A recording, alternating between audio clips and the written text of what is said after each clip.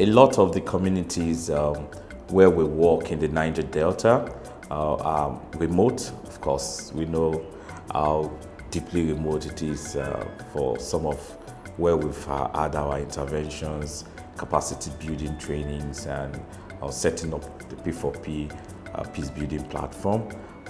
We also have a couple of some of them actually are actually not motorable. We have to go by the sea, we have to go by the ocean, by the creeks. We have to navigate in a different ways. So which makes our work actually very interesting. And you know, of course, going to deep communities like that, you don't expect to have internet. You don't even expect to have electricity.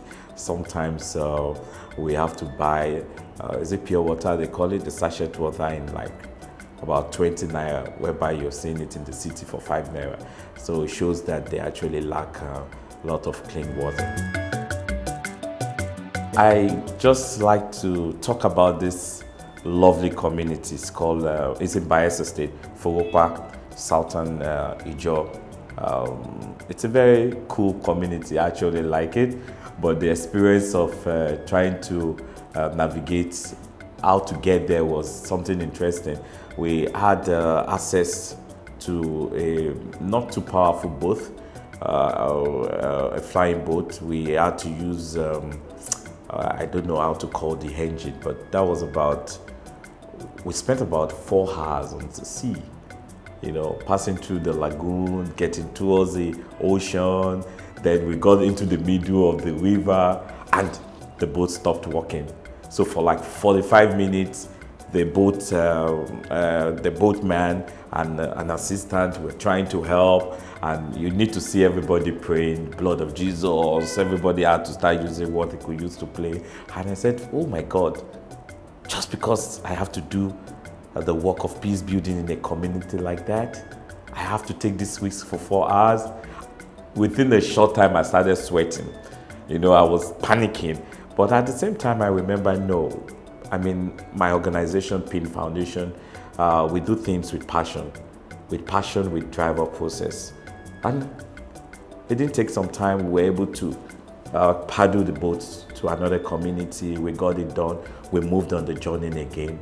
We got to the community. The old communities, they were already waiting to accept us. I could see the love. Actually, that was my first time getting to that community. So we spent almost 5 hours with the time wasted.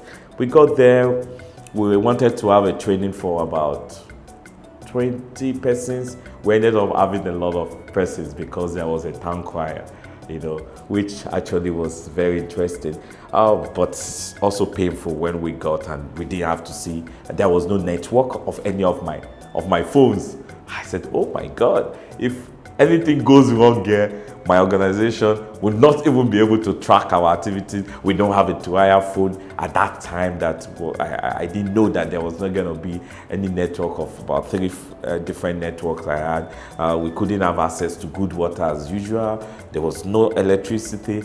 But what you can see was that the community folks heard that there was an organization called PIND Foundation, and they were there to give us a good, welcoming spirit. We saw it, and they knew that just like you own a church and everybody wants to hear the word of salvation, or you want to go to mosques because you want to have a special prayer, they were waiting to hear the word peace.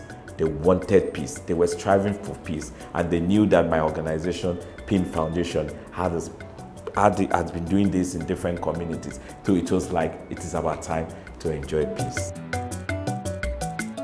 I just remember the story. I never will forget.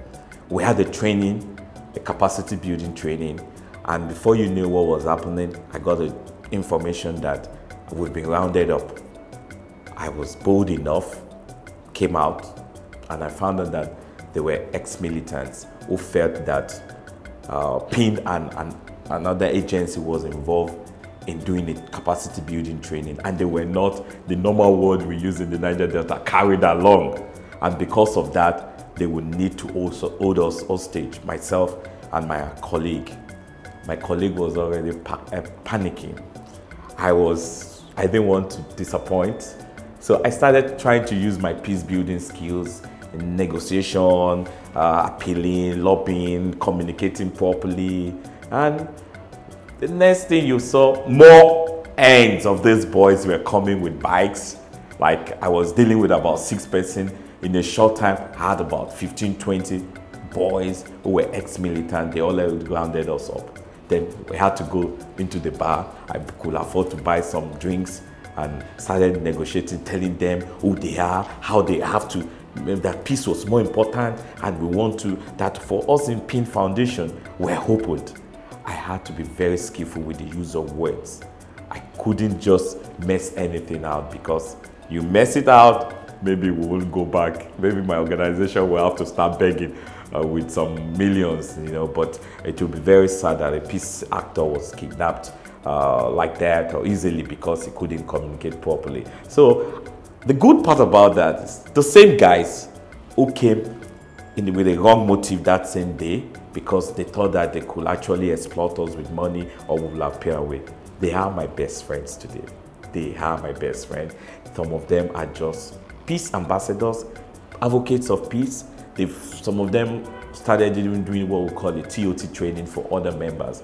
They had to even to help to facilitate a bigger training that we had to bring about. Quite a lot of them, accommodated them, stayed about a few days training them. So now if we need to do some other interventions in my organization and they need gatekeepers, these are my actors. From being an ex-militant to a peace advocate, I think this is just for us. With that, I'm happy that I'm involved with the peace building project. Thank you, PIND, for giving me the opportunity that I could make impact, that my department could make impact in our own little way. For us, our work has been very strenuous. We've gone to a lot of remote places, by road, by the ocean, by the communities. We've drove our cars in villages that is almost not motorable.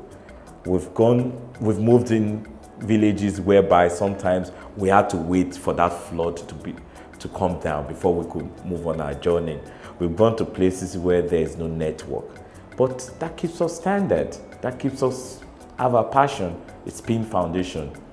PIND Foundation, my colleagues go to anywhere because we know the terrain is difficult, but somebody just have to push and go ahead there. PIND Foundation, that is what we are known for. We push hard, we get results done. We'd like to invite you to our 10 years anniversary of us making impact in the Niger Delta. Come and share with our joy, come and share with our stories. Be part of us. Follow us across social media at PIND Foundation and be sure to visit our dedicated anniversary page. The link is shared on the screen, and share this information please with your friends, your family and everyone in your circle. All your organizations you belong to, good places you go to. If you're a market person, share it. If you're a young person, you have youth organization you run, share it. If you're a religious leader, please share it after the church service. Let us celebrate PIND because PIND has done a lot. We've made a lot of impact. Please come and celebrate us. It's our 10 years of making difference in the Niger Delta. Thank you.